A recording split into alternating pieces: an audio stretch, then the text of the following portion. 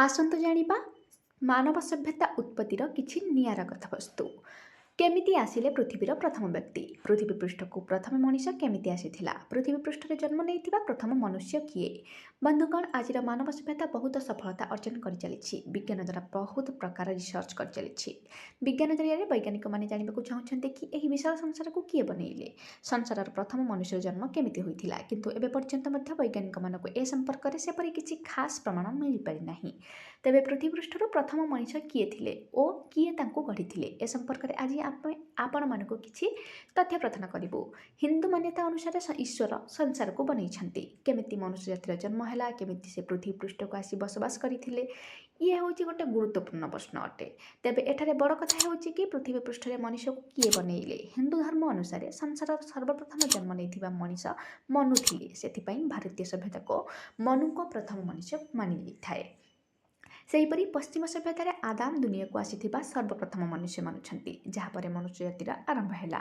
हिंदू पौराणिक कथानुसार मनुकर रचना स्वयं ब्रह्मा करथिले। कुहा जाए कि मानव संसार रचना करिया पई भगवान ब्रह्मा तांको द्वारा दुईटी लोकଙ୍କୁ बना जाइथिला, गोटे पुरुष और आउ गोटे स्त्री।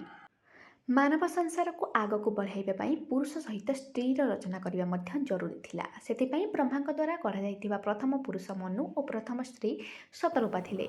एई दुई जनक ठारू अन्य मानव जातिर उत्पत्ति हेइथिला। एई प्रकार ब्रह्मा मानव जातिर रचना करथिले। सेमाने ही हमर पूर्वज और आमे तांको भविष्यतर पीढ़ी। संसार को आसीथिबा सर्वप्रथम मनुष्य मनु थिबारु एही जातिर नाम मानव पीढ़ी रखा जाइथिला। प्राचीन कथावस्तु अनुसार गोटे समय थिला जेतेबेले भगवान ब्रह्मदेव और असुर तथा पितृंक निर्माण कलापरे शक्तिहीन होई पड़िथिले। से बुझी पारु नथिले कोन कले तांको मन और मस्तिष्क को शांति मिल पारिबो। से समय ब्रह्मा किछि कामरे व्यस्त थिले। हठात तांको भितर एक काया उत्पन्न होई तांको सामने आविर्भाव होला। ब्रह्मा ताकु देखि आश्चर्य हेले, कारण से किछि मामूली काया नथिला, से पूरा तांको भली देखिबाकु थिला। एई छाया संसारर प्रथम मनुष्य थिला, जिए मनु नामरे परिचित थिला। भगवान ब्रह्मांक द्वारा गोटे स्त्री शतरूपार भी रचना करथिले।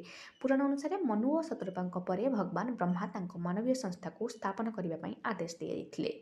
यह छड़ा हिंदू पुराण अनुसार गोटे मनु नुहे, तांको भली 10टी मनु जन्म एही दुनिया जन्म नेइथिले। एहीपरि मानव सभ्यतार आकार धीरे धीरे बढ़ी चलीथिला। आशा करुछि आपनको भिडियोटी निश्चिंत भल लागिथिबा। सेथिपई लाइक करंतु, शेयर करंतु एवं सब्सक्राइब मध्य करि रखंतु। धन्यवाद।